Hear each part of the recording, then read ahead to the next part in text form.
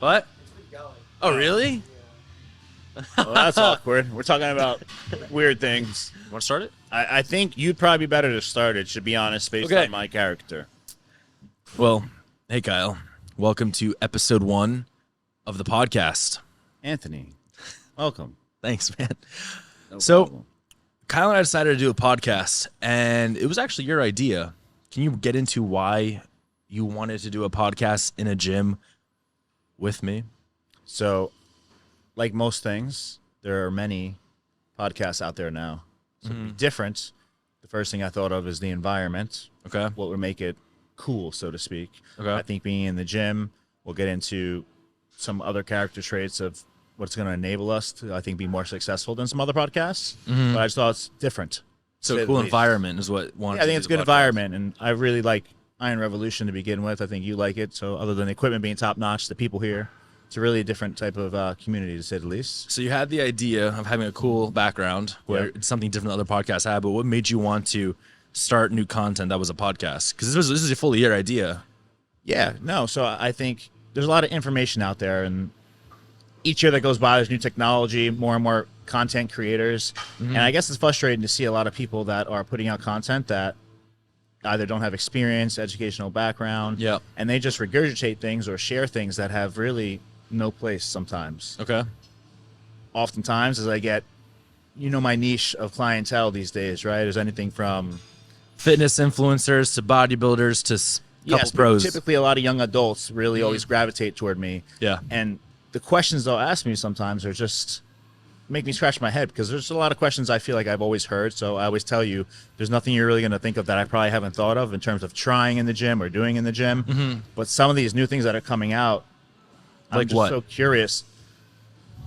Stacking different SARMs, these different types. Do you get that question a lot? all the SARMs? time? Everything is SARM. Are these from well-known fitness influencers or like random kids that got influenced by us fitness influencers that hired you? I would say the latter. So they're looking up to you guys, seeing your physiques. You have people that are honest about what they use. You have people that are dishonest. Really? So you have clients that are dishonest? Not with me typically, but perhaps with the world. Really? Yeah, man. Who are some of your clientele? I see what you're doing here. That's not going to go over too well. I'm So, doing what the viewers want.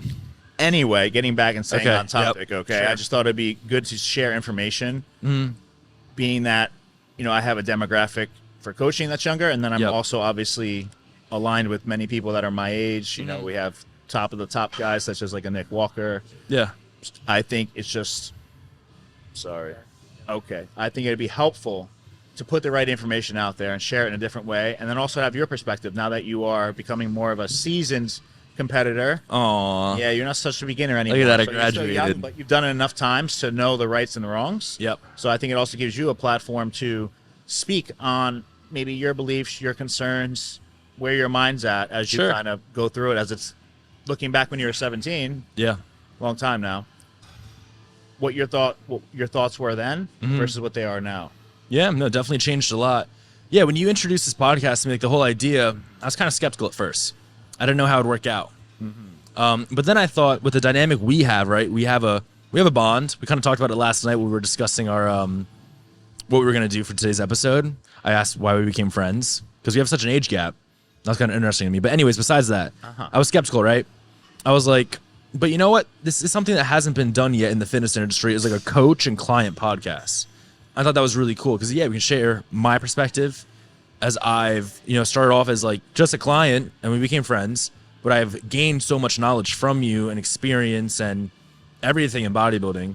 And then you got all your top level Nick Walker friends, and then you have these kids you deal with like me. Yeah. Yeah, so I definitely think this would be a really good podcast and something cool to share to the industry. Yeah, so my ultimate goal, man, if you ask me another reason of what's the driving factor behind starting this, Yeah. it's just to have that reach and help people. I want to Sure. help as many people as I can in the most productive way. I Nice want to try guy. to point out the landmines. If people like yourself choose to step on them, you at least know the results of what will probably happen. Having a podcast and being able to speak on that, having it in different platforms, Yeah. you never know who really sees it. It just takes maybe one episode for someone to kind of, who is Anthony, who's Kyle? And then they gravitate towards us. We can share certain information, perhaps teach them things that'll really make their career take off. Yeah. I feel like everyone that's watching us right now probably already knows who we are, but why don't we introduce ourselves? Kyle, who are you? No, we're going to start with you, Anthony, because I'm Me? the older guy. Yeah, you know. Younger guys start first? Anthony Mantell, I'm a big fan. Thanks, man. I've seen you on YouTube. Sure. And I think on the TikTok. Fuck off. Yeah. So tell us about your journey. You started when you were how old? Why are you here?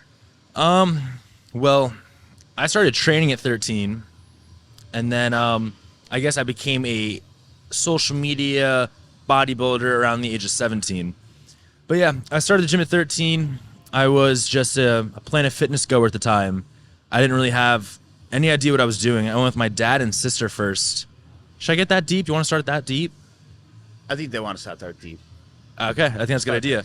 So, yeah, when I was 13, I remember the Christmas of that year, whatever year that was, my sister and my dad got a Planet Fitness membership, and they had that special card where you could bring a guest in for free. So I would go with them on the weekends, and I'd go with my dad, and I remember my sister would just do cardio. My dad would take me around the machines, and I didn't really do any dumbbells or anything, but we would do chest with each other, and he trained me a little bit. Did he really know what he was doing? My dad used to do like 5Ks and like bike marathons and shit like that, but in terms of the weight room, not really. So I started going, I started liking it. I was like, wait, this is kind of fun. Like, I enjoyed the actual just weight training. And I was at the time period now, I was in 8th grade, and my best friend at the time, his name was John. He was a senior in high school about to go to college. So our time was like kind of drifting apart. And I had the idea to him, I was like, yo, dude, let's get a gym membership so we can spend more time with each other. He had a car, he was 17, had a license. I also kind of could use him in a good way to take me to the gym. So when I turned 14, yeah, I got a gym membership at that Planet Fitness with John. And right after school, we'd go to the gym in his Mitsubishi Galant, listening to Eminem. And we would just train, me and him. And that was my core memories of like starting out in the gym. And then that kind of transitioned when that whole summer, it was the 2016 summer. And him and I would just go to the gym, play RuneScape. And that was it. And then eventually, some days he couldn't take me to the gym, right? He's busy, he's got a life, he was my only ride. But then my parents came in clutch sometimes. So when I went alone, I saw this trainer one day. His name was Gio.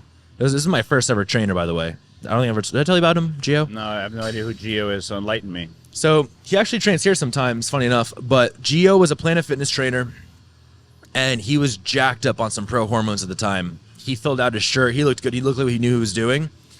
So I followed him into the bathroom because he wasn't doing anything, and I just went, hey, Gio. I was like, do you mind? Can you train me?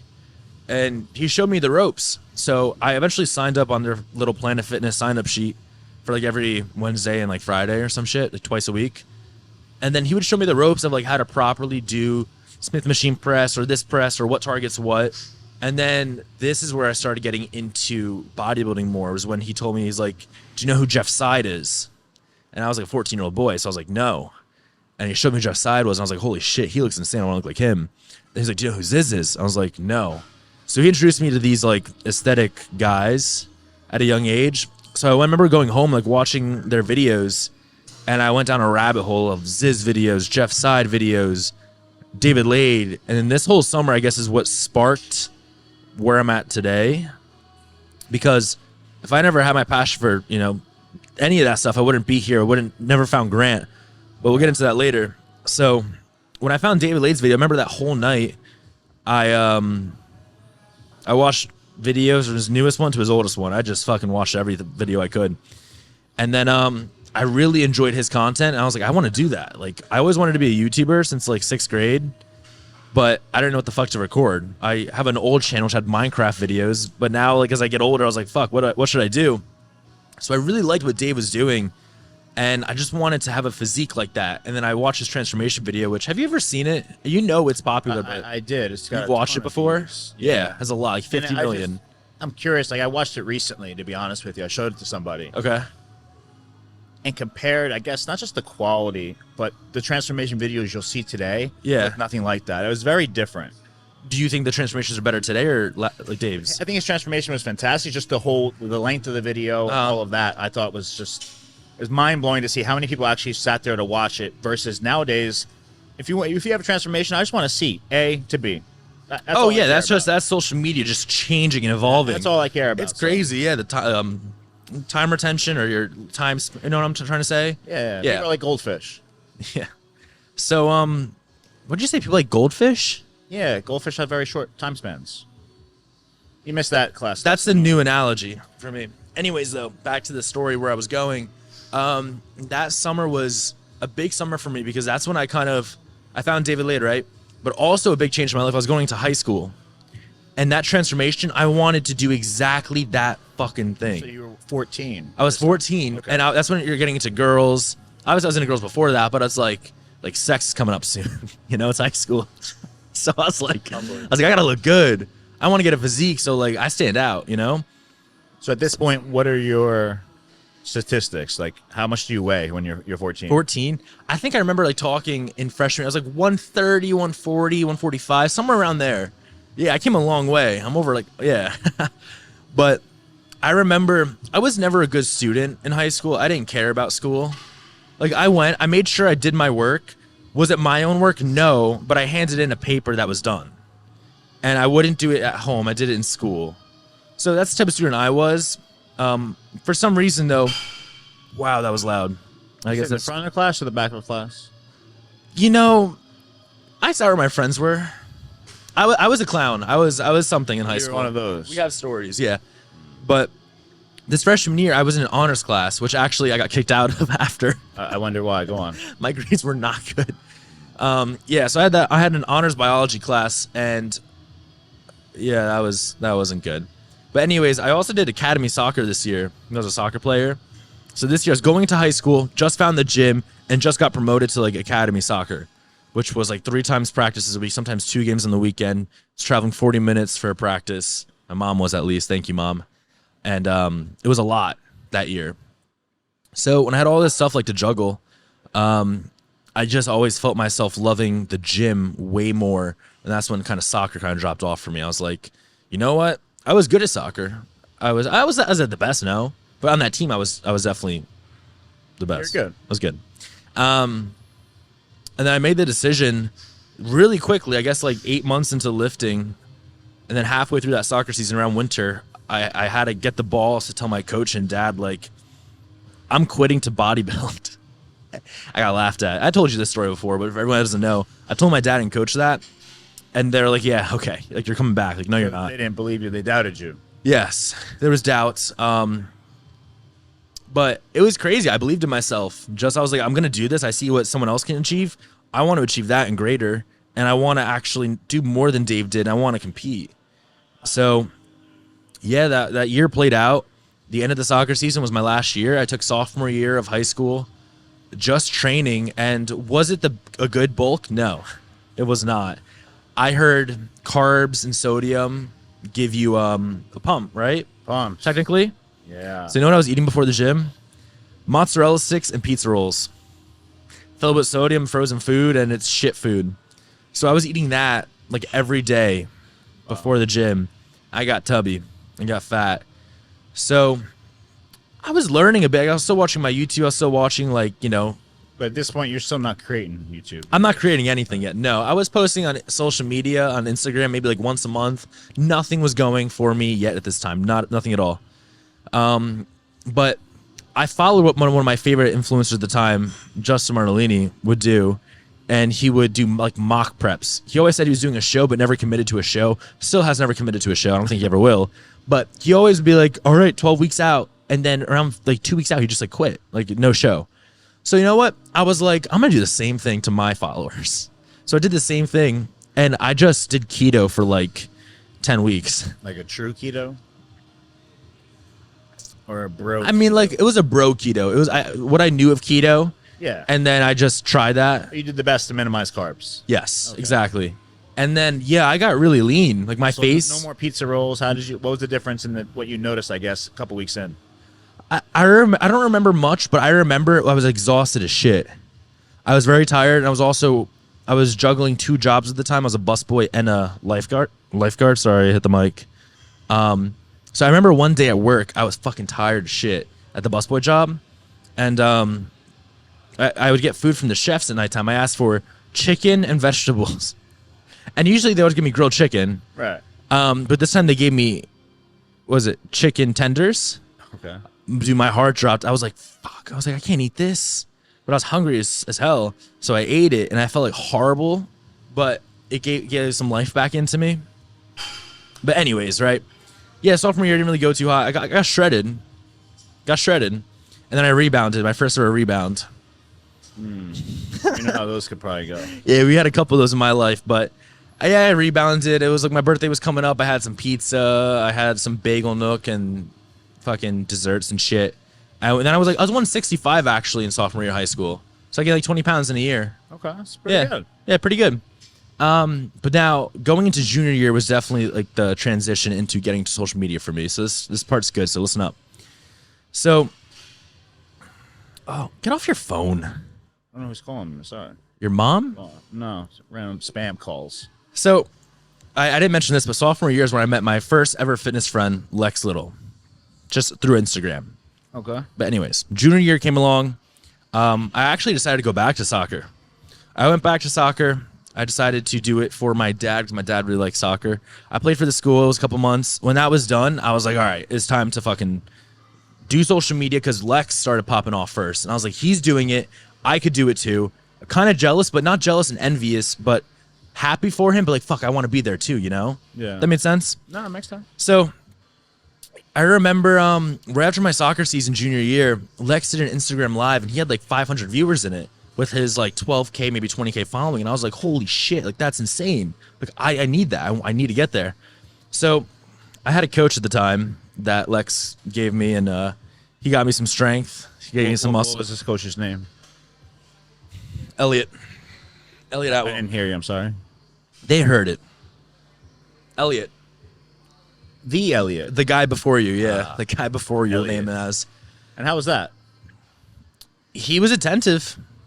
I'm sure he was pretty attentive. Very attentive to the point where I would literally send top sets mid-workout and he would reply like that. He's just eager to get you going again. Eager, yeah. So he gave me some strength. I wasn't a good power lifter. I was trying to be a power builder at the time. That's He what was Lex more was of a doing. powerlifting type coach? Yeah. Okay. And then he would just give me some accessories to do after. But like, Yeah. it got me big. It did get me big. But I was never good at benching. I was never good at deadlifting. I was okay at Got squatting. you big or strong? I gained some size this year. It was definitely like a big new chapter from my body and physique. My strength, I was never strong, bro. You know that. I was never strong. Relative to Yeah. where you started, you're strong. Yeah. Anyways, though. So, junior year, all right, around December, I started getting coached by Elliot. And then in March, that's when I was going to meet Lex and Zach Jennings for the first time. And Lex had a YouTube channel going for himself already. I didn't. I just had Instagram. And I remember at this Arnold Classic, through posting with Lex, and like obviously me and Lex just had a bond. So like we'd repost each other's stuff just as like bros. And people knew we were friends. So like that weekend when I met Lex, I gained like I think 2,000 followers throughout those Saturday and Sunday. And I was like, whoa, like that collab. Not even a collab, but hanging out with my friend like really built me. Like it grew double my following. We had a really good time. Like we cried when we left each other, just like some young shit. And then I was like, I want to get my physique better. Like I was growing. I was seeing like a mature, more look at my physique. So I wanted to do another bulk and then cut to see where my physique was to this year compared to last year and see if I could compete because my goal was to always to compete. So I did that. I did a bulk. Well, I didn't really get fat, but not like last time. I didn't eat pizza rolls. I ate good food. And then I did a cut for that summer. Did a photo shoot with Alpha Designs. You've seen the photos. Okay. And I looked pretty good. That's when I was like, fuck, like, all right, looks pretty good. That's when you saw perhaps you have potential. Yes, for sure. And I told the photographer, his name's Jimmy, I was like, yeah, I want to compete. And he was like, yeah, you got to compete. And like, I don't think you see, like, I don't believe myself sometimes. So when he said that, I was like, all right, like, cool. Like, I guess I could do it. So I was lifeguarding that junior year at the fucking kiddie pool I was lifeguarding at. And I have my phone here. I get a text while I'm watching kids swim. I look at it. He sent me a flyer for Easterns, which is the show I first did, right? And he was like, you're doing this. It's like 15 weeks away. So I was like, okay. I knew prep was like typically 12 weeks. This is Jimmy. Jimmy, Alpha Design. Okay. Yeah, he sent me the flyers telling me to do this show. Yeah. So I took him on. I was like, all right. I was like, I'll look into it. I'll see what I could do. And that's when you kind of came into my life, big man. Long time ago. So do tell, how did that interaction go? With you? I think I sent you a nice email. I also drafted up while I was lifeguarding, and you ignored it twice. And then third time's a charm, and you answered. Second time as the first one? I think they were the same. They're definitely copy and pasted, Gotcha. just like bumping it up. Okay. And then what made you answer the third one? I remember you telling me a little bit, but I don't recall. I think honestly it was the first time I looked at it. I think the original email you had mentioned your age, if I'm correct. Yeah. And I was just 17, man. Like you should be in school, right? That's to me, I couldn't fathom how someone your age could be so dedicated to be worthwhile. Me putting in a ton of effort, the way I like to put in effort with people. So it wasn't me doubting your ability to do it. It was just more based on your age and your maturity. And then you sent the third email, and I think this time you included pictures, and that's when I started to look, and I said, like, this kid's like in good shape. Like maybe he does like actually put effort in. Yeah. So I think from there, I don't know exactly what I responded back. I'd have to look to laugh, but I'd ask you, to provide me with your schedule so I can kind of get a feel of, okay, like what can I actually have this kid do that makes sense? And that's when you provided me your school schedule, which I still laugh to. Whenever you mention that, I don't remember sending you my school schedule. Yeah. Did I really? You did. And I just laughed, and I was just like, okay, man, I just wanted to know, like, okay, you're in school 9 to 2. Like, great. Now what And class you then have gym at between this 9 time, and 10. work this time, yeah. But, yeah, that was the first time I answered you. And then I think by the time we had gotten started, I feel you were pretty lean to begin with. So we just started off with kind of like quote-unquote bulk. Put a little bit of size on that first when we first started. Which I'm going to interrupt here because we kind of gave our weights from freshman, sophomore, junior year. Now going into senior year, I remember with Kyle, when we started, I was at 180, and then that bulk we did before the show, I got right up to 190. Yeah. Yeah. So go ahead. We started the official cut. It was under 8 weeks out, I'm pretty sure. 8 weeks, yeah. I remember you had fallen off for maybe a 10-day span to where I was like, yep, figured, But why did I fall off? Because you were overseas. Which I probably should continue the story a little bit, no? Go ahead. Take it So, away. yeah. So, we're talking about acquiring college in August, right? I went into senior year of high school. The show was in November, so prep was from pretty much September all the way to November. Yeah. And then within this time period, I started my YouTube channel in August, right when actually you accepted me, because I was on the plane when I saw your email, you accepted me coming home from Michigan. And that's when I recorded my first couple YouTube videos, which were a hit from the start. I mean, a hit. Yeah, definitely a hit. Because I wasn't like a typical person that just posts YouTube videos like 100 views or maybe 1,000. I got 40K views in my first video. I can't say I ever saw the first one, but that's pretty impressive, the first video. Yeah. So I had my YouTube channel going for me, and then I was trying to think what to shoot for my content, right? And then in this time period, I was prepping for the show, so I was kind of doing like a series for my show, but it wasn't too it was like maybe every 3 weeks I posted a video. But Gymshark reached out to me this time period. Okay. They reached out to me. They're like, hey, we want to work with you. I was working with a company called VQ at the time, so I had to leave them real quick. What was the company? VQ. VQ, okay. And then, yeah, they wanted to fly me, Lex, James, David, and Dylan McKenna, actually. But if you guys know, he didn't come. I mean, they wanted us to do like the infill stringer launch, which is that photo of like all of us. You know that photo? Me on the floor flexing. Yeah, I remember. Yeah. So they wanted to invite us to the UK, and it was really cool. Like what I wanted to do freshman year, I did senior year of high school. So in that 4-year span period, I accomplished my goal pretty much. My first step of the goal. And I think something you left out that I think is pretty monumental. It's a cool token, I guess. If I recall, you had mentioned that you had wrote down your goals as a freshman on a piece of paper. Oh shit, that's in a YouTube video. Yeah. I don't know how you forgot to say that, but I think because I should share that. I think that's really cool. I forgot about that. Holy shit, that's in one. Okay, so yes, I wrote a That is fucking cool. Freshman year, one of my teachers, I don't remember what teacher it was, but they wanted us to write like what we want to accomplish by senior year, just goals we had. And I don't remember what's in that letter. It's in my YouTube video of a Road to Pro in 2020 in August. So if you want to look at my videos, you'll find it. But I basically said, like, I want to become a Gymshark athlete. I want to compete in a show, just everything I did do. And I did accomplish that. And I remember reading that at the end of senior year, completely forgot about the note. And I was just like, holy shit, like, that actually happened. Thanks for bringing that up. Forgot about that. Yeah. So go on. Yeah, got flown out. Became friends with Dave. I became friends with Grant that summer. But I was in the UK now with Gymshark, meeting the CEO, meeting athletes, and just working out and recording content for this whole launch. And it was like the most epic weekend of my life. I flew overseas with just like dudes, and we just fucking lifted and recorded some cool content. And you're 17? Yeah, 17. And then they basically, in that, after the weekend, they sat me and James down, who weren't athletes, and they were like, "We're gonna sign you, not right now, but like, expect something to come in your email in like a week or two." And yeah, signed with them a couple weeks later. But that's when I fell off, was through this Gymshark trip, which I think at the time was a good move, because obviously it worked out. Everything worked out at the end. Exactly. But yeah, so I remember I couldn't meal prep. I wasn't savvy enough to meal prep at the time. And I was eating out, I was eating whatever. I was trying to keep it clean, but obviously, you're trying, but it's nothing close to a prep plan. I remember I was eating muffins pre-workout and stuff. And I remember getting off the flight back to Jersey. We were like 5 weeks out. And you asked for check-in, so I sent them to you in a McDonald's bathroom. Because I think I did get or Lex got McDonald's. Maybe I didn't. I think I was smart enough to not get McDonald's. Yeah, and I remember when you had come back, you weren't in as bad of a spot as I would think someone. If someone told me now, hey, I'm going to go away for a week, 6 weeks out, I would probably just be like, hey, the prep is over. Yeah. It doesn't make much sense. But you came back in a good spot, and obviously from there, some achievements were accomplished, to say the least. Yes, and then fast forward 4 weeks later, first show ever, I won. I won teens, I won open class, and then I won the overall.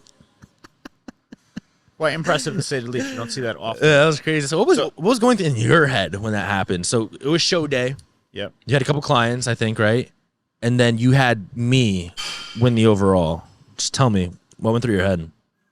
So obviously they did the team division first. I thought that was kind of a joke. Usually it's not many competitors, so you kind of came out. I think maybe you had one other person against you. It was one kid, yeah. Orange bathing suit. And I was just like, okay, your stage presence I thought was good. I was like, oh, he looks pretty good. But until you really get stacked up against someone else, it's kind of hard to see where you truly are. Yeah. So then the novice class. I didn't do novice. I did just open you when you came back open, out. yeah.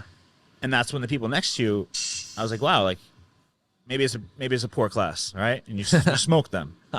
So coming out of prejudging, I'm like, oh, cool. Like, I think my other competitors did really well. You did well. And you were happy. So, all right, man, cool. I'm not going to have you do anything crazy in between the show, right? Night show comes.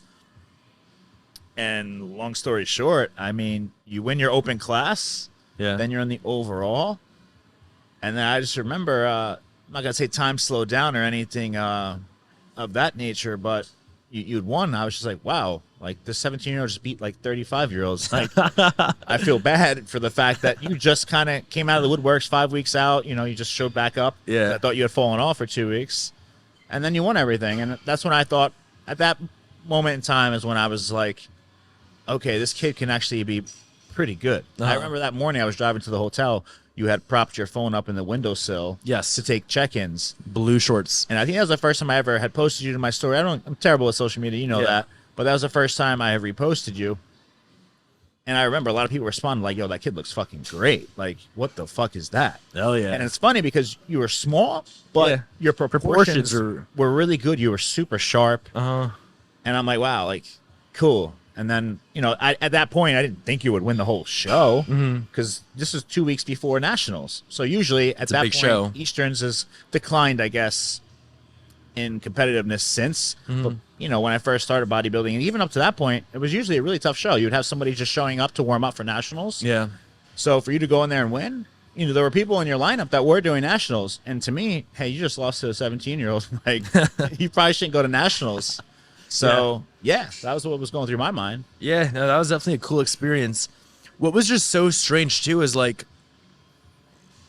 I think back then competing was so different to now because I'm going to give myself credit. I think I laid a good foundation for a lot of these kids that do compete now that compete because of me competing at a young age. And also, I inspired other people to compete, whatever it was, right? But I was one of the first to do it at a young age.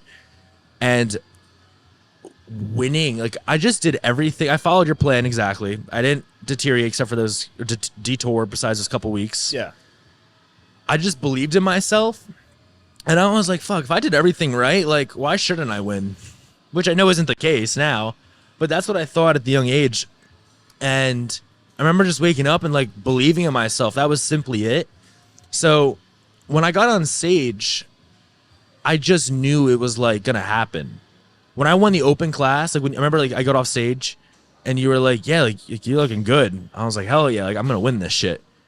And then when I went to the overall, as soon as I got in that lineup, I said to myself, I was like, "I'm winning." I was like, "I just know it," which could be cocky, but I just think I believed in myself enough, and it happened. Something that every athlete, if you go into a set and you think you're not going to get the reps, if you go on stage and you think you're already defeated, what's the point, right? So you have to be confident. I don't think it's a cockiness. It could be cocky if you come off a certain way, but viewing myself, I definitely wasn't cocky because I wasn't like, I'm the shit, I deserve this. Yeah. I was just like, I've done everything right in my cards. Like, why shouldn't I win? No, and exactly. And I thought the post show was surreal because I remember seeing a lot of people with varsity jackets.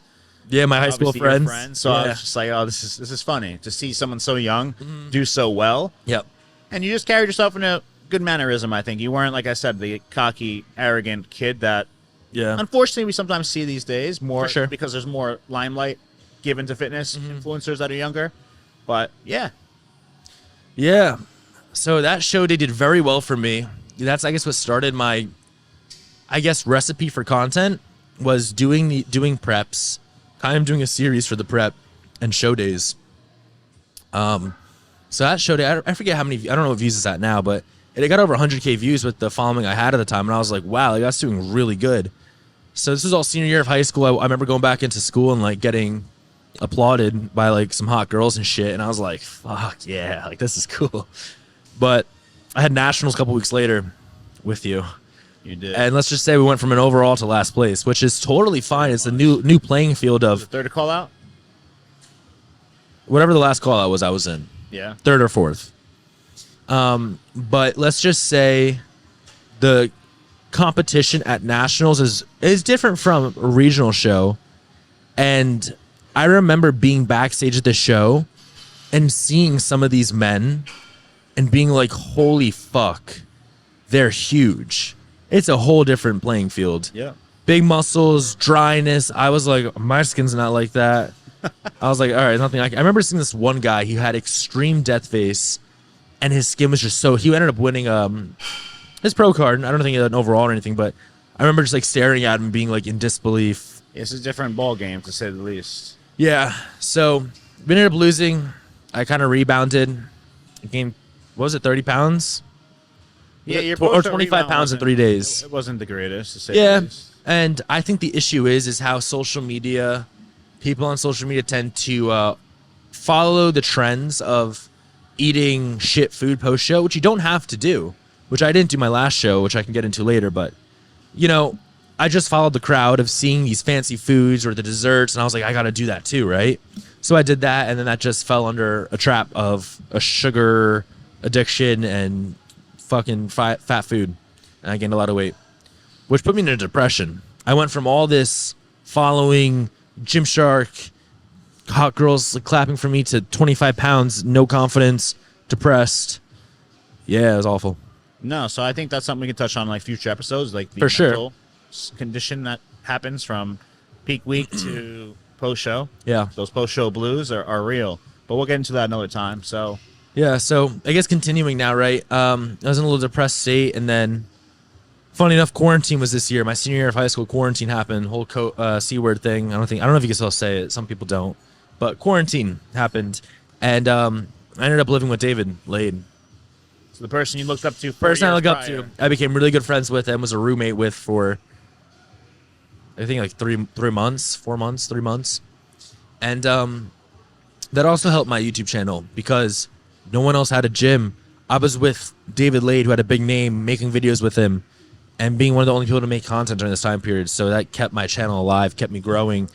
And that's when I got like my sponsorships for like money coming in, like Gorilla Mine and stuff. And then I guess I kind of like fast forward these last couple of years. It's all documented on YouTube. But yeah, it kind of all helped me get to where I'm at today and giving me all the opportunities to be here living at the age of 21 on the IronBros podcast with you, Kyle. Your turn, champ. I'm curious. I don't really. I honestly, if someone had to ask me your story, I don't know it. I don't really know your story. It makes me sad. I'm sorry. If I can you tell me? I know you got into the gym when you were in college. I can, but I'm nervous. I gotta pee. You gotta pee. Are really you gotta fucking urinate. kidding me? I'm serious. Grant, Grant, this I gotta guy has pee. to pee. I'll be quick. Go. Can you take me? How long did you have to pee?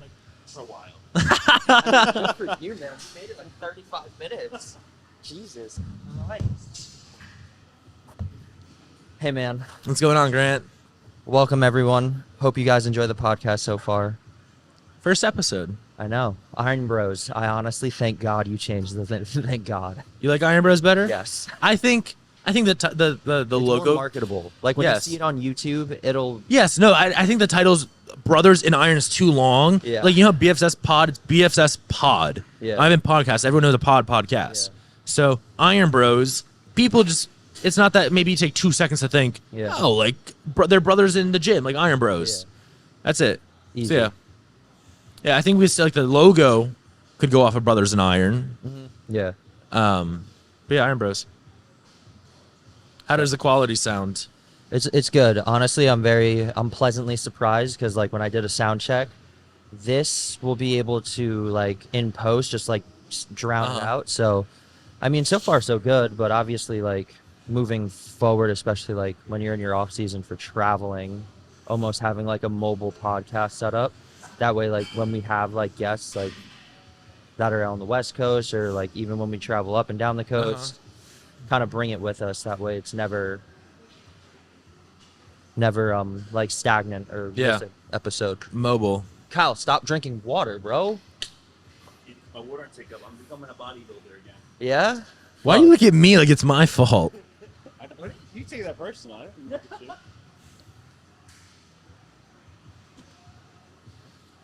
Is that Sir Alyssa on your phone? Yes. Do you ever call her Sir? I used to, but not kind of like It's kind of. like my thing. Like, get away from that. No, I don't call her Sir Alyssa. It's too much anymore. Some people do. Like Grant. Your grandma? Grant has. Oh, Grant does? Yeah. He asked if I call Alyssa Sir Alyssa, and I said I used to, but not so much. I call her Daddy, you said? No, This I don't is call her a little too much. I don't need to hear about. Yeah. Continue. Anyway, so go ahead, ask me, Anthony. Ask me. You know, Kyle, I've been friends with you for so long. I feel kind of rude not knowing this part of you, of not knowing your history with the gym and getting to where you are today as, I guess we can label you as a fitness influencer coach. Sure, we can go with that. So what's your story? So you don't know the story because you never asked, but it's nothing. I have asked. I forget. It's okay. So anyway, I'm gonna try to give you the synopsis. I don't have to go. I don't have the vivid detail that you might have, just because I'm a little older. Okay, so 10 years older. yes, 10, a decade. Interesting, right? How life works. So, back in high school, I was into sports. Played basketball, baseball was my two main sports I played. I winded up transferring schools. My parents had split up, and in doing so, sports was the only thing I can kind of gravitate toward, to where that's where I would find my friends.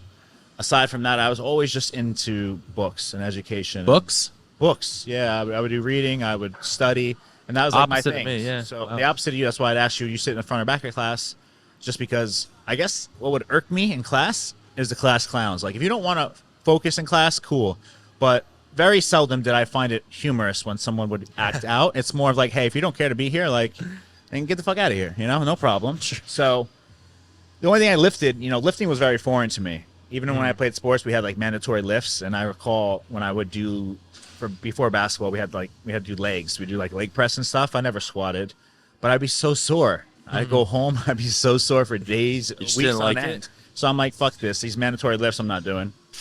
So the only thing I lifted, I played a lot of Xbox. So I lifted the Xbox controller, right? I was a big Halo guy, Call of Duty, Gears of War, and then my textbooks. And that's what I cared about. I got home from school, I'd do my schoolwork, and I'd study. That's what I would do, man. I was a little nerd, I guess you could say. You lifted textbooks. So fast forward, I get to college. By the end of my senior year, I went to Planet Fitness. It was the first gym I ever signed up to. So Planet Same. Fitness has a special place in my heart. It was cheap, and it kind of had what you needed, the core to start. Yeah. So I started lifting there, so I thought. Don't But- the dumbbells go up to 75 at Planet Fitness? It's 75. That's crazy. Yeah, it's crazy to think about. When I first started, I remember I couldn't touch them. I was Yeah. like, oh, I'm going to be here for a while. Yeah. Holy shit. So that's different, the starting point there. I don't know if they still go up to 75. I know For sure, some ones have like barbells now, too. Oh, really? Yeah. I have seen something like that. Yeah. So Planet Fitness is up their game a little bit, but the same colors, a little purple. So Yeah. special place to me. But anyway, I thought I was lifting at the time. I get to college, I go to Rutgers. Okay. Wanted to stay in Jersey. I could have went to many different schools because I would get like scholarships for academics. But I went to Rutgers, and I had a random roommate. Okay, my random roommate. I guess for comparison purposes. Did you call it a random roommate? Yeah, you have when you go to school, away to college. Oh, like you a didn't random choose. roommate. You just gotta got get to paired choose, up. Yeah. Yeah. So Okay. I had a random roommate. His name was Ted.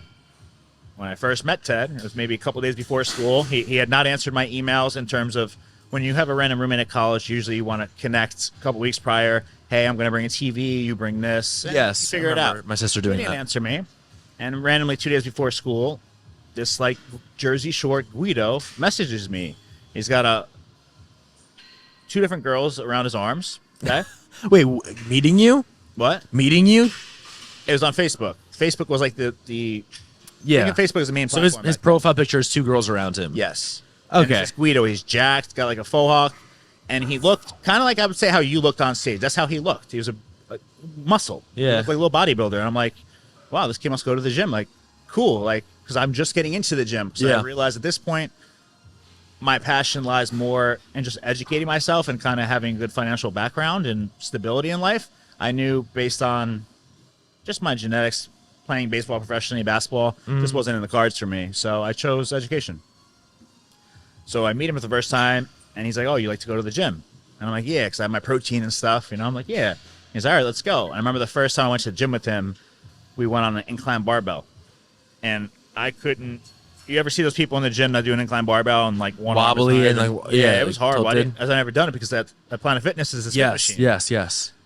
So he really revamped everything for me, helped me get started. And from there, man, I just kind of took it. So just to put in perspective in terms of how I was growing up, I was chubby. You know, Yeah. I was a fatter kid. So I played sports. I was active like my friends, but I would come home. I guess I didn't eat the best. I like Cookies? hot dogs, cookies. Yeah, those were my thing. I like hot dogs now, but I don't eat them. So I would just eat, and I put on the weight. My friends wouldn't. You know, if they wanted to go to McDonald's or Burger King, I'd participate, and I was like chubby fat, you know? So in college, I think I graduated around 175, 180.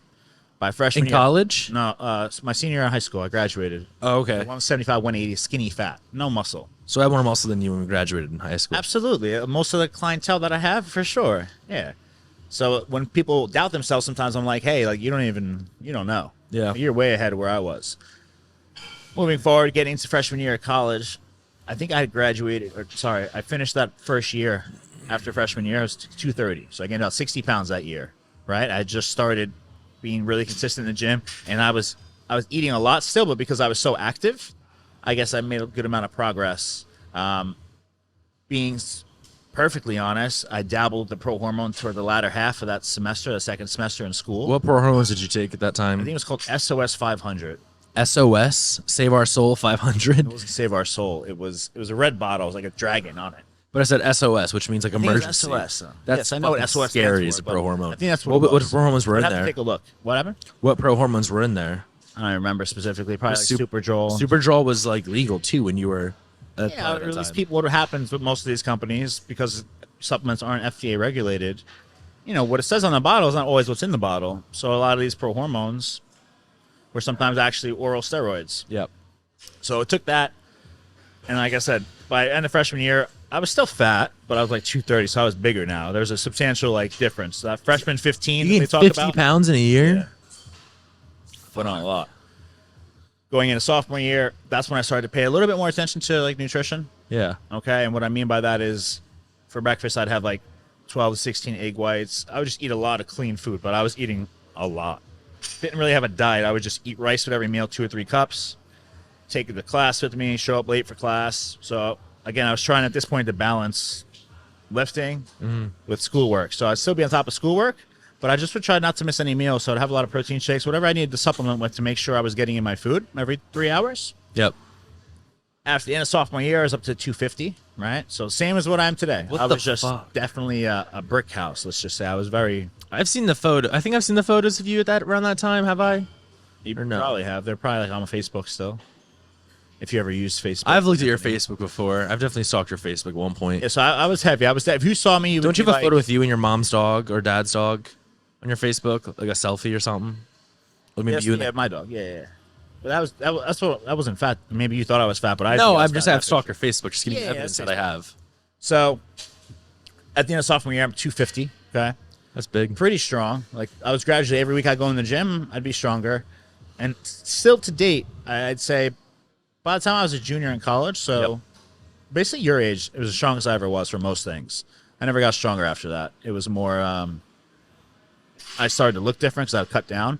So when I first had the first inkling to do a show, I was a junior, and that year I looked at it like, okay, I have the summer. I got to go back to school in August, so it's beginning of May. I'm going to diet all summer.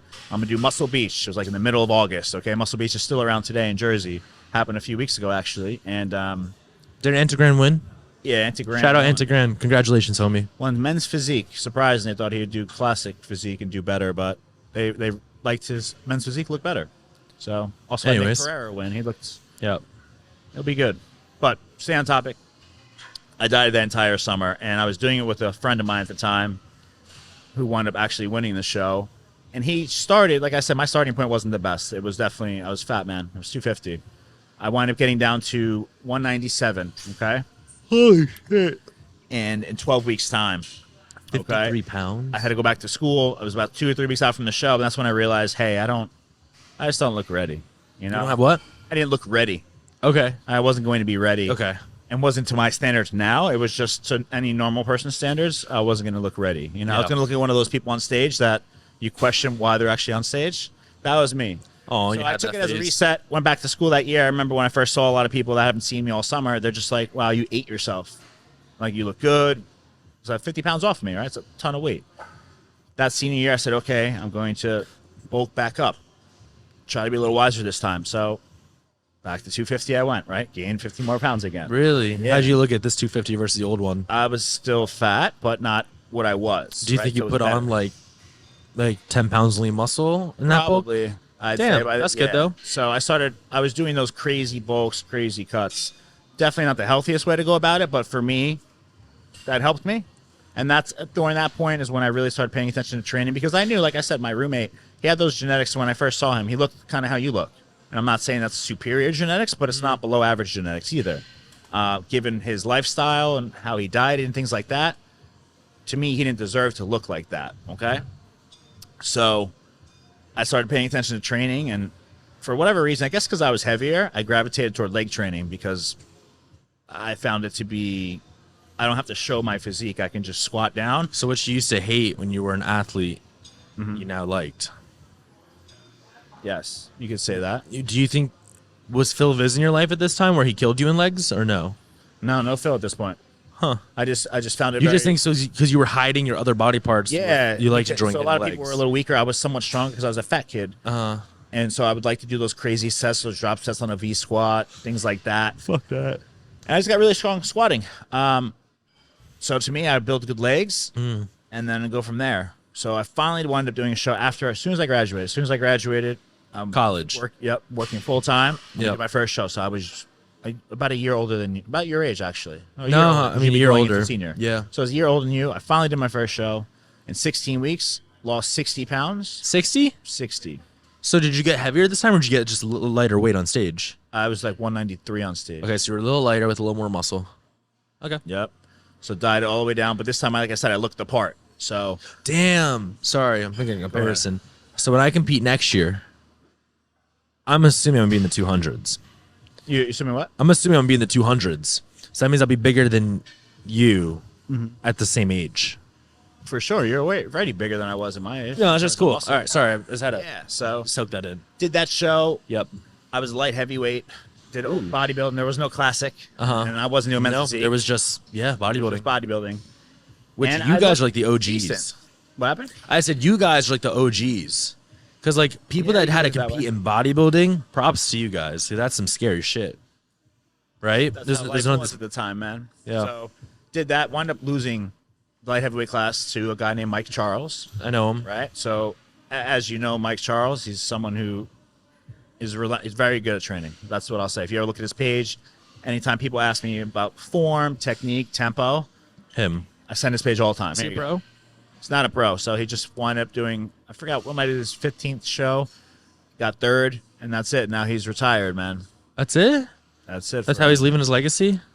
That's how he's unfortunately leaving his legacy, but he's been at it for many years. You know, he's Damn. went through, I've coached him for a time period, became really good friends, so he's getting married and moving to the next chapter of life, so. Good for him. Congratulations, Michael. So once that happened, I lost to him.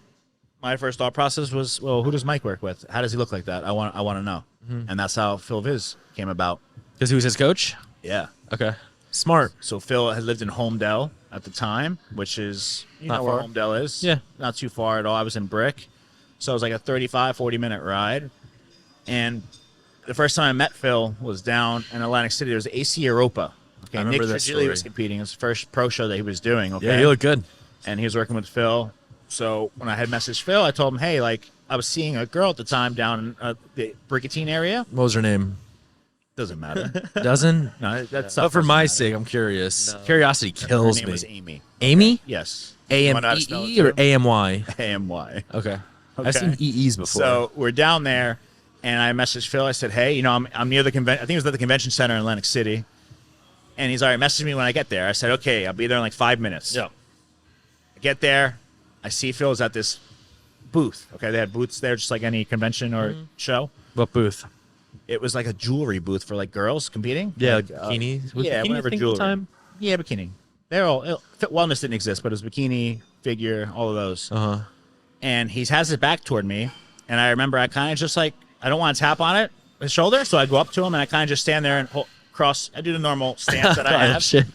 and I can see he knows I'm there, and he purposely like Angled himself farther angles away. himself further away. So now I'm like, I picked that up on the man. huh. So what do? Angle myself again. And now he looks, he's like, I'm talking.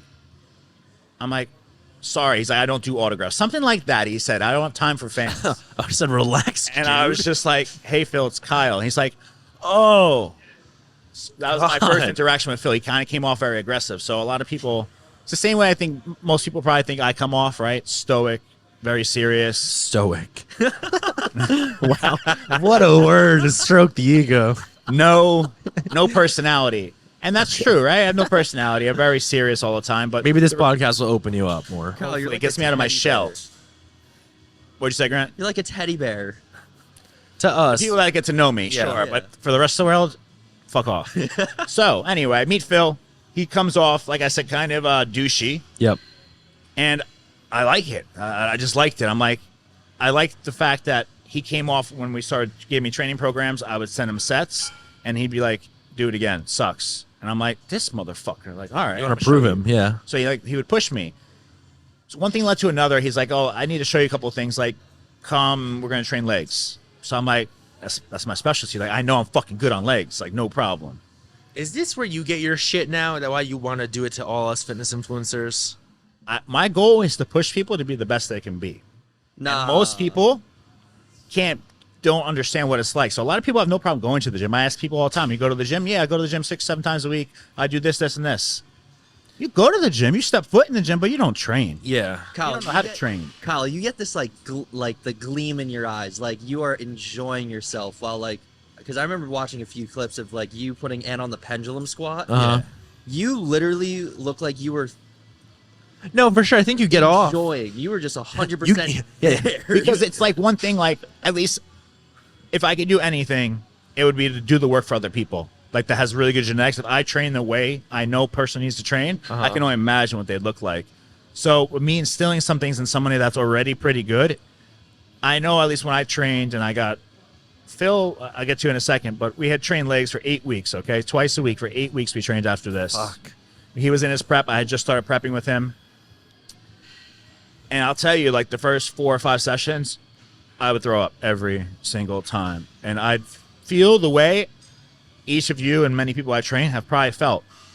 But I was just like, nah, come back. Like, I'll get you next time. Yeah. And that was always my mindset was I'll get better and better. And if you show up and keep showing up, you do get better and better. So those sets I put you through when we talk about the pendulum and we laugh about it at Burn and Blast, you train harder than that now. But at the Yes. time, it shocks you. You were just like, what the fuck is Yeah. this? I can't do this. But again, it's all about mindset. If you go into a set and you're thinking that you're not going to be able to move the weight for a certain amount of reps, you're already defeated yourself. You might as well go lighter or just move on because you're mentally defeated. So I guess I don't get off on training somebody super hard. What I enjoy is, hey, this person is going to become that much better because they're going to realize I didn't give you a magic pill. I didn't inject you with anything. You just push them past their limits. Physically push you past where you thought you were mentally capable of. So to me, a lot of people are always like, oh, I can't do any more. And you can't do any more, you're either going to... You're good. It doesn't affect the noise. Okay. Sounds like is that a car? The world is ending. So as far as having more in the tank, you're either going to pass out or you're going to, you black out or you're going to throw up when you're done. So when someone's like, oh, I can't do any more, you're talking. You could do more. Like, I know you can. I hate that, but yeah. So, yeah, anyway. So I wound up doing a show with Phil. And that was, I guess, when I first started to look like a bodybuilder. And looking back at those pictures is when you would look at me and be like, oh, like, you do open bodybuilding. Like, you compete in bodybuilding for sure. And I got in shape for the first time. And along the way, again, I guess I never lost sight of going to school for education, right? So I majored in finance and BAIT, business analytics, information technology. But didn't you graduate this time already? I had graduated. So with that, I was working full time. So wasn't coaching at the time. I was just working full time. And then, as any of you guys would, I go to the gym. But I just had a purpose when I was going to the gym. I was going to do a show. I was going to get better. And I did that. And then after that led into, after my first show, Phil had just asked me, because I was the type of person, similar when you ask me questions probably, I would just ask certain questions and I would write them down, do research. And then if I asked the question again, it was just more in depth, just to understand more. Whenever I would send him a set and he would make the slightest critiques, I would fucking take it and run with it. Like, you want me to go slower? All right, watch. I'll go too slow to where you're like, all right, like, enough's enough. You got the point. And that's how I just became like relentless at trying to, I guess, make him proud in a way, but also prove anyone that ever thought I couldn't wrong. Okay. So that's when I wound up. He had asked me one day, "You ever thought about coaching?" What the fuck is coaching? Wasn't ever a career option. So if you asked me in high school what I wanted to be, or even at your age, I would never say coaching. It didn't exist. It wasn't a career. And for me, again, all I cared about was being like the white-collared worker, sit behind the desk, like crunch numbers. That was my thing. I was good with numbers, and I enjoyed writing. So I tried to always thought about how I can kind of merge the two. But at this time, I was just crunching numbers, doing forecasting, stuff like that. So wait, does your education that you gained in school help you at all through coaching? Or not one bit? Zero. Damn. Nothing. Crazy. Not at all. So I guess for taxes. What happened? Guess for taxes. Yeah, but even that's more accounting, right? So more of my as it helped me with if this podcast turns into something we're making money and have opportunities to look into developing and growing. But otherwise, no. What I took from school is the connections I made. I met a lot of cool people, and it's just taught me, even though I don't want to study for this exam, I'm going to study for it because I know if I don't get like the highest grade, it's going to bother me. And that's just how I am. So anytime I was in class in high school, I graduated 6th in my class. Nice. Holy shit. When I had transferred, I was valedictorian. I was smart in school, man. I didn't. Dude, What were you? fuck off, man. What the hell? We had like 500 kids in my class, but I was a little bit lower than 250. So like anywhere from 250 to 300. You went the worst of the worst, but I was in the middle, but yeah. it could have been better. I could have, yeah, I had a lot of room. If you were a to improve. competitor, you would. I didn't give a shit about school. So, yeah. So when he asked me to start coaching, I said, okay. And there were a couple of my friends at the time who worked with different coaches or a particular coach, and I just started coaching everybody. Everyone? Yeah, all my friends started to work with me because I said, hey, I'll coach you for free for 6 months. How many clients when you first started, when you say everyone? My goal was 10 people. Yeah, 10 people. How much do you have now? 20. You can't say the number? Is that fucked up? I don't know. Is that like Specific boasting? number might change. Okay, how much do you have right now on average? I keep between 90 and 110 probably. So an there's an average of list. 100. Yeah, I'd say So around 10 100. times. If That's I awesome. take more than that, I feel like I can't offer Everyone the especially people in same. Prep. Yeah, Yeah. I don't want to get into That's that. awesome to say. Like when you started, everyone was 10 to now 100. Yeah. I'm proud of you. I appreciate that. So, All right, whatever, go back to your as far as story. how I started out, I never got into coaching for money. Again, to me, I'll coach to help people, but a career, I just went to school for that, man. I'm not giving up what I just went to school for. Yeah. So I started coaching people in the local area for free. And I did that for 6 months. That was my first initial, when I reached out to you, hey, I'll help you for 6 months for free. They leave their coach, they work with me, and I just made it a mission of, hey, I'm going to make all 10 of you better. Yeah. And I'm going to figure out how, and I would just troubleshoot things with Phil. We also had another coach at the time, Nelson, who's very good with girls. He's now. one that he also promotes, right? He's like the two people he grew was you and Nelson. Me and Nelson had worked with Phil as clients, and then we became coaches. And again, I wish I could go back in some phones. We had a lot of valuable information in terms of just bouncing things off each other, problems that would come up that, again, just apply to today more so than ever. So it was real valuable being in that. And, you know, it was just a different time period of my life. Seems like it was forever ago, but that's where everything kind of started. So You were after about those 10 clients, 23 at that time? 24, you think? 23? it was 2017, so 25. That's when I first found out about you on social media, like 2017. Yeah, so that's when I first started. Was one of the first people you coached for free Jason Amato or no? He's local.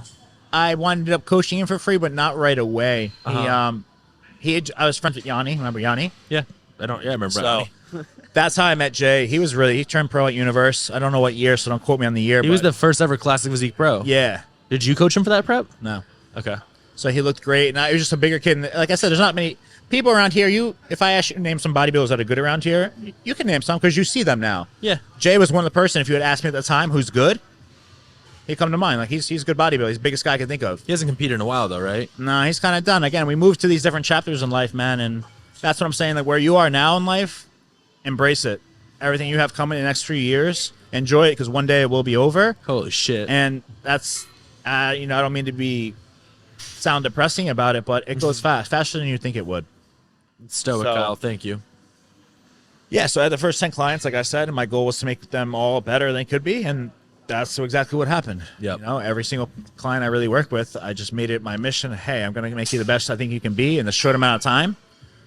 And during that, I would just try playing footsies with me. I touched you a little bit. Sorry. I would just try different things, I guess, right? I would try to make mistakes almost to say, okay, like, what happens if I try this? Okay. So he's like, yeah. But I guess the one thing I learned that I try to at least express to other people that are just starting out coaching, I have never, and to this day, I don't ever post, hey, I have a few spots open for coaching. No. The day I do that, and anybody I see that does that, they have no clients, Yes. right? I All I agree. do is have to open my inquiry box, and I'll get 100 of them, and I'm good, right? And sure, that's built up over time, but even at the time, I never solicited myself to say, hey, I'm coaching, like, I only cost this. Like, whatever you pay, I'll cut in half. And you have people that do that now, or in my clients' DMs where I'll get screenshots like, hey, look who it is again. And it happens so often. Like, And can it's you the give me an same example? Like, coaches. I'm not a person, but I didn't grasp the what you were just saying. So let's just say you're in prep, right? Yep. Or even in off season, you post something. These coaches will go in your DMs. Hey, man, you're looking really good. Like, what's your plans this year? You'll say whatever your plans are. Oh, who do you work with? Like a hey bud type of thing? Yes, absolutely. So that's how it is. Very common. Same people all the time I see. And, hey, it works for them. Right? That's how they get their clients. But I guess I built myself on not needing to do that. Integrity. My word of mouth is just, you guys, hey, and you express to Mikey, hey, or James express to Mikey and Chris, right? This is who we're working with. These are the results we have. Like, if you're not happy, try it. Yeah. That's what I always tell people. Like, my goal isn't to coach someone forever. My goal is to enable you to have the tools. So if I'm not here anymore, you know what to do and you know what not to do. If you work with someone else, you can look back and know, like, that didn't work for me. Did you say you don't want to coach someone forever? No. So you don't want to coach me forever? You want me to move on? What I'm saying is, I don't make it my goal to have to coach you forever, right? My goal is to give you the tools so if I'm not here unexpectedly, you know what to do. That's crazy sad. But Right. so now me asking you, Yeah. with the relationship we got going Yeah. on, do you want to coach me forever? Yeah, I'd slap you in the fucking face if not. I'd kind of be like, what the fuck, man? So I can't just send a text message and dip? No, that'd be kind of fucked up. I mean, at least type it yourself. That would be what I expect, right? Yeah. But jokes aside, you know, I get it, man. Sometimes you're in a position, for some people, they need hands-on coaching. So in the beginning, when I was coaching, I think what helped me a lot, I would train with my clients. So those 10 people I would have, hey, come train legs, come train chest. Like, let's just train together. And again, I would just instill the same thing that Phil would do to me. I would try to do it on every single level possible. Whether you're a girl or male, I didn't care. You want to train, you're going to train. And I make it my mission to make someone throw up. It was inevitable. If I was going to push you past that limit, you're going to throw up. You going to say something? No, I was just saying, wow. So then by 2018, maybe it was 2019, I would just DM Nick Walker, right? He was a local kid that was training, I think sometimes at a Tillish or whatnot. Yeah. One time I saw him at Jersey Shore, and I was coaching Jimmy Dukes. Yeah. You know who Jimmy is, right? And I saw he spotted Nick. So I was like, what the fuck is Nick doing at the gym up here? So I messaged him. I said, hey, man, like, you training there now? And he's like, no, it's like an hour and a half from my house. I just like the gym. I said, oh, well, next time you're there, like, hit me up. let me know. Holla. So Nick at the time, I think the highest he placed was 6 at North Americans. He was not maybe 40,000 followers on Instagram. He was not. He was new. Near what he was now. So I remember he had messaged me the next day, and he said, hey, can we plan something for 2 days from now? And I said, sure, legs. Cool. Because in my head, I'm like, I probably can't keep up with him on anything, but legs, I know I can fuck him up on. I'm curious how that workout went. Tell me. The next day, I remember I wake up, and he's like, are you training today? I said, yeah. I was like, I was going to do some backs today. And he's like, I think it was 6 o'clock we always did. And he's PM? like, 7. Yeah, 7. Because I work all day. I believe. Yeah, I'll yeah, get to yeah. my schedule in a second, but I think it was 7 p.m. He said 7 p.m. I said, yeah, man. So first time I meet Nick is a day prior to what we had agreed upon. And he shows up and he's like, all right, like, you lead the workout. And now I'm like, fuck, like, all right. I got to put my money where my mouth is. Let me try to help Back was you. the workout? We did back. Okay. And again, I would always look at how someone trains and just how can I make it a little bit better? Yeah. Maybe it's like the person has no focus on the eccentric. Maybe the person's like trying to hit more of a lat focused movement and their elbows are super high or they're collapsing their scap. So I just tried to look at Nick. He's already had a pretty good physique. If you look back when Nick was 20 in 2018, he had a great physique already. Oh, yeah. It wasn't obviously what it is now, but you look at him and be like, wow, this guy's a freak. Yeah. And there were just a couple tweaks I would make with him, and he's just like, I really like this style. And I'm like, all right, I hope that's good, you know? Well, the next day, he's like, I'm sore as shit. Like, I'll see you later. What was the size difference between you two at that time? I was probably like 230, and he's probably 260. So you found the middle ground to not be so fat. Finally. So I had done 2 shows at this point and reversed out. First time I ever reversed. I know what it's like to gain 30 pounds. I surely know what it's like. I can't stop eating. And I've never heard that people before. always told me, oh, it's water. So when people say, oh, it's just water, I'll get it off. It ain't No, water. it's fat. And now it's not going to come off because you've been in a deficit for so long that your body is not going to be able to lose that body fat. So now you have to accept it and move on. Yep. So we'll get to that another point too. But training with Nick, like I said, was eye-opening to see how crazy strong someone can be. Sure. And just minor tweaks I would make, I guess, he would just be able to implement them, man. He'd be what? He'd be able to implement them. So if I said, hey, like, slow down, he'd be able to use the same weight and just go slower. And it's just like, Damn. that doesn't fucking make sense, but okay. You know? How old was he at the time? He's like 27 now, right? He's 29 now. What? Yeah, he was probably, like 24 at that point? Fuck. Around there. 24, 25. Because it's funny, when he started training with you, that was kind of the first time I got to see how you trained. It was with Nick, and then I was just like, I mean, you said you were 230, he was 260. Like, bro, Yeah. you're a big 230, though. Like, like, he was bubbly, but, like, you were fucking brick Has some house at size that to me, point. for sure. Your legs. That's My what- legs were always like my good suit for sure, Yeah. you know. But yeah, man. So we started training, and like this kid for a year and a half, he would drive an hour and a half one way every day To train 5 with days you. a week to train. That's crazy. Yeah. So because and how he explained it to me one day, he's like, "Well, you have your job, Kyle, is like 8 to 6. My job just doesn't start till 7. So I have an hour and a half drive. We train. We would kick it next door. We trained at Jersey Shore Fitness Shop for maybe a good 6-month span in the beginning, and then we'd eat next door at the JSS. supplement shop at JSS. Yeah. When it would close, so we would. I think we start training at 7. We done like 9:30. Eat. He would leave at 11. Get home at 12:30, and that was his day. Like he would leave at 5 to drive. He gets home at 12. So that was his work. Yeah. Right. So he approached it no 7 different hours, than other yeah. people. Yeah. He was just very relentless and consistent when it came to that. Uh-huh. So we did that for a year and a half, man, and then I guess that's when I started to become a little bit more popular with people, Okay. and I was just trained. I gravitated toward people that were really good that I had the opportunity of meeting, just to kind of pick their brains to see, hey, like, how are you have this body part? Why do you look this way? Let me just see how you're training. What can I pick up to use myself, and then also for my clients? And then along the way, I try to be personable to everyone I meet, man. I think the more I can relate to someone, the more I can find common ground to make that person that much more passionate and dedicated to getting better. So with Nick, all these people that you might just see a certain mantra online, they're people. They're human beings, and they have like emotions and a lot of shit going on. Yes. And just getting to know these people, like, that's what I'm really thankful for when I got into this. And at this point still, coaching wasn't my number one. I didn't care. I was just doing it again to help people. And I enjoyed training as well. So I still had my financial, my main job. Mm-hmm. And that stayed that way all the way up until Florida, which we can cover on a different day. Next podcast. Yeah. So I would say that's the story of how I got started, man. So hopefully next time someone asks, you can provide them with a little bit. I could relay some of the story you just gave us. Or just give them a link to the podcast. But then, you want to get? Yeah. I guess we could talk about your injuries later. My injuries, plural, yes. I went 30 years with no injuries. Never. Nothing. Then you did the mud runner. And then July 15th, I was told to block out my schedule and to show up to something that I had no idea what it would be. All right, guys, I think we're going to conclude the episode there. This is the first episode.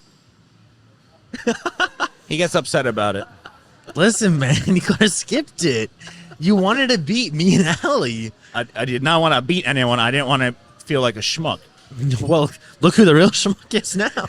I realized when I tried to stand up, I was a schmuck. Yeah. Dude, that was a scary sight. Yeah, because we'll talk about it another day, man, but there are a lot of emotions that, if I could just go back, some people ask, can you go back? Did you change anything? Fuck yeah. I would not try to run through a wall. You ran really fast, What? and I backed up because it was scary.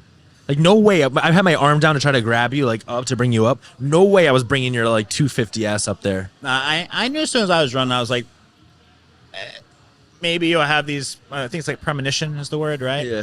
Where I just knew something was fucked up. I was like, I don't know how he just did this. Because you struggled a little bit to get up the wall. Yeah. Allie did it super easy, so I was like, fuck this gymnast. Then you did it, and you struggled a little bit. And I'm like, damn, if I'm going to do this and I don't do it, everyone's going to laugh at me because they're going to look at me like, oh, you big goofy. So you never put the option of what happened to you. You think they laughed at you then, or they had sympathy? Wait, say that again? So you know how you said, like, if you didn't do it, people are gonna laugh at you. You said, right? If you didn't complete it, well, you didn't complete it, and you fucking injured yourself. So do you think people didn't laugh, but were laughing in their heads? I can only put myself in other people's shoes, and if I saw that happen to someone, I'd be cracking up. Oh, really? Yeah, I'd be like, you dumbass. Because I shouldn't have did it in the first place. Looking back, everyone always says, why did you do that? I don't know. I don't know. Yeah. It was the last obstacle. I thought, how hard could it be? I'm actually really happy this guy used that machine because I thought no one was going to use the machines, but you totally can. So shout out to you. Shout out to you right there. Yeah. That's what we want. We want people in the background. We want people to be training. No, and then do you want to go into detail, I guess, of what we want to see with the podcast? Oh, yeah, what we want to see. Yeah, that's just a story of us. So we have this podcast, and obviously we have the dynamic of knowledgeable coach, knowledgeable athlete, but not as knowledgeable as coach here. And it's a little bit different because obviously I'm more social media influencer. You're more just coach and bodybuilder. So I think we can have obviously good conversations of just the fitness industry as a whole, life topics, not even just about fitness, but anything. Yeah. So that's our goal with the podcast. We're going to have guests on here. Actually, I had this thought when I was in the podcast. I'll share it now. When we go to LA and we're all in that Airbnb, we're fucking scheduling people for this podcast. Yeah. You know how many people are out there? There's a lot. Andre Diu is going to be there. Ronnie Coleman's going to be out there. Jay Cutler's going to be out there. We're going to get some of these guests on here. And then we can add Jesse on here. We get like a lot of our friends. When we're in LA, we're there for 5 days. The opportunity to have these figures. Yeah. And actually be able to drill them with questions from a fitness standpoint. Yeah. Like, you can relate to these people, right? Usually, so a lot of podcasts we see, it's unrelatable. It's someone that is maybe successful and have a whole different background, asking someone questions, and no matter what you tell me, I can't really apply because I'm not your age. Yeah. So I feel like we have that. The cool thing about us, and I think our dynamic that we have, and even with Grant, is we can apply a lot of the stuff we're learning, and actually we can help the person if they're into fitness, which I presume they are if they're on the podcast, but we're going to be able to help them. You're going to be able to kind of relate really like to them. Yeah, no, I definitely think because there's a Young LA meetup in California, Long Beach, if you're around that area, on September, I believe, 2nd and 3rd. Tickets go on sale, I believe, today or tomorrow, which the date is not when this got posted, but what's today's date? 10th. Today's the 10th. August 10th. Tickets are on sale for $5. If you guys want to come, a lot of Young LA athletes are going to be there. We're going to be there. And we're going to take advantage of that and definitely get some of our fitness friends to be on this podcast. Yeah. So Try to get Gary on it. you can get Gary on here too. That'd be cool. But leave a comment down below who you guys would like to see. We already have some ideas, but I think keeping you guys in the loop would be very awesome to have. And I think it's a good spot to wrap it up. Yeah, this is definitely long, this one. Yeah, this one was a I hour. think people will 15. learn a lot about who Anthony Mantello is. Oh, especially you. Yeah, you went off. You did good. I went off. For real. Guess you're not up with this. I feel like this is a Bobby. You're Bobby, and I'm like Drake because I have the slang and you don't. You don't get that reference. Do you get that reference? Yeah. Anyway. There's a podcast that just went viral recently. Her name's Bobby. Amazing podcast. She did a podcast with Drake, Yeah. and Drake was like using all like the cool slang and stuff. And like she was like, "What does that mean?" She has a really cool persona to herself. She stays in character really well. She's hot. She's not hot, but she's like her demeanor's hot. Okay. Anyways, we're gonna wrap it up here, guys. Kyle is a Young LA athlete, so am I. So is Grant. You can use all of our codes. We got code SIR, code ANT, code Grant. You're not with the supplement company. I'm with Euphoria. One by Euphoria supplements. Use code ANT at Euphoria. No. And yeah, that's it for the podcast, guys. So stay tuned for episode 2. This was a good one. And toodaloo. Say bye. Toodaloo. You can say bye. You don't gotta say toodaloo. Goodbye. Cool.